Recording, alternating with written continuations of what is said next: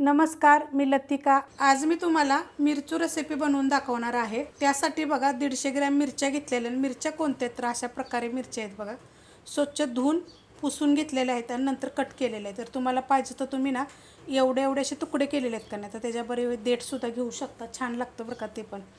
त्याच्यात काय केलेलं आहे, 7 ते 8 मिरच्या बघा मी तिखटवाल्या पण टाकलेल्या। तुम्ही कोणत्या पण घेऊ शकता, ह्या घेतल्या तरी चालू शकते, जरी ह्या घेतल्या तरी चालू शकते, तुमच्या आवडीप्रमाणे कोणत्या पण घ्या। तवा गरम केलेला आहे, त्यामध्ये आपण पहिले थोडंसं एकदम तेल टाकून घ्यायचं। तेल गरम होऊन देऊया। तेल बघा कडक गरम झालेलं आहे, त्याच्यामध्ये ह्या मिरच्या टाकून घ्यायच्या आणि मिरच्यांना काय करायचं माहिती आहे का, डाग पडसर आपल्याला चांगल्या भाजून घ्यायचं बघा। असं डाग पडल्या पाहिजे ते मिरचीला चांगले, आणि हलवत राहायचं। जर नाही हलवत राहिलं तर काय होतं, मग कडक होतात। नाही तर काय करायचं माहिती आहे का, ह्याच्यामध्ये थोडंसं मीठ टाकून जरी तुम्ही असं भाजलं तरी पण चालू शकते, कारण आपल्याला मिरचू म्हटलं म्हणजे जरा मिरच्या ना थोड्याशा सॉफ्टच असाव्यात। आता हे मी काढून घेते, मिरच्या मी काढून घेतलेल्या आहेत बघा। त्यात आपण परत तेल टाकून घेऊया, आणि आता तेल टाकायचे आहे थोडंसंच, म्हणजे एकूण आपल्याला 2 ते 3 चमचे छोट्या आकाराचे टाकले तरी चालेल। आणि हे थोडंसं गरम होऊन देऊया। तेल गरम झालेलं आहे, त्याच्यामध्ये बघा हे 1 चमचा जिरं घेतलेलं आहे। आणि जिरेला काय केलेलं आहे माहिती आहे का, मी कुटलेलं आहे। कुटलं का नाही की मिरचूला चव छान येते, मग कुटून घ्यायचं, भाजलेलं नाही आहे, बिन भाजताच मी कुटलं होतं।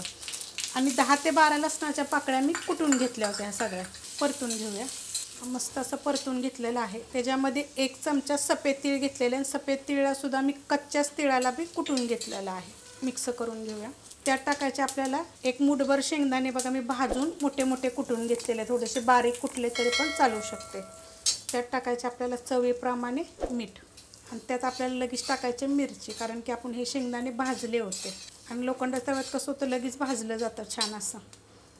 हे पण टाकून घेऊया, तर हे मिक्स करून घेऊया। 2 मिनटं बघा मी चांगलं परतून घेतलेलं आहे, आणि असं दाबून दाबून मस्त असं परतून घ्यायचं। मीठ टाकल्यानंतर काय होतं, पाणी पण सुटतं त्याच्यामध्ये, मग छान होतं। आणि हे मिरचून छान लागतं बरं का अशा पद्धतीत केला तर। फक्त मिरच्या चांगल्या भाजल्या पाहिजे, ते बाकीचं साहित्य।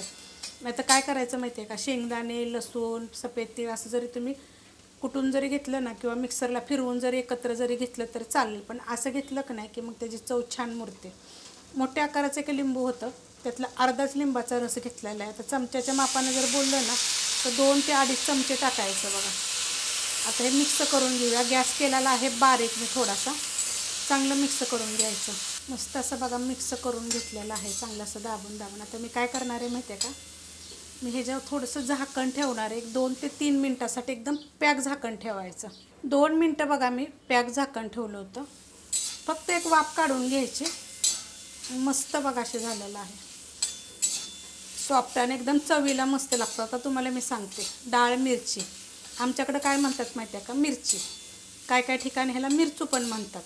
तर सगळ्या रेसिपी टाकलेल्या आहेत बरं का, डाळ मिरची वगैरे असं सगळ्या रेसिपी अपलोड केलेल्या आहेत। आणि हे अशा पद्धतीत काय होतं म्हणजे पावसाच्या दिवसात ना जेवायला असं वाटतं की काय खावं, तर थोडंसं करायचं, उन्हाळा पावसाळ्यात असं थोडं थोडं। पण मग ह्याच्यामध्ये ना कमी तिखटवाल्या मिरच्या वापरायच्या, तर ह्या मी थोड्याशा तिखटवाल्या आणि बाकी सगळ्या कमी तिखटवाल्या केलेल्या आहेत। तुम्ही कसा करता जरा मला सांगा बरं का। रेसिपी आवडली तर लाईक करा, सबस्क्राईब करा, कमेंट करा आणि शेअर बी करा।